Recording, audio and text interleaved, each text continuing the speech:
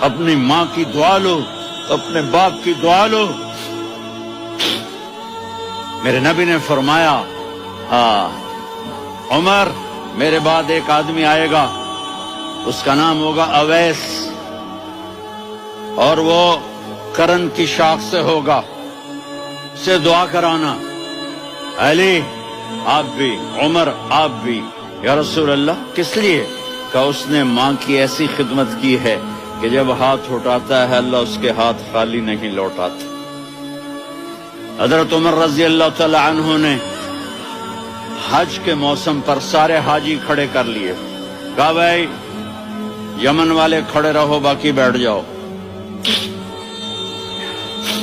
تو بیٹھ گئے۔ پھر فرمایا کہ یمن والے بیٹھ جاؤ، قرن والے کھڑے رہ جاؤ۔ تو ایک آدمی کھڑا رہا، کہا تم قرنی ہو؟ کہا جی ہاں۔ اویس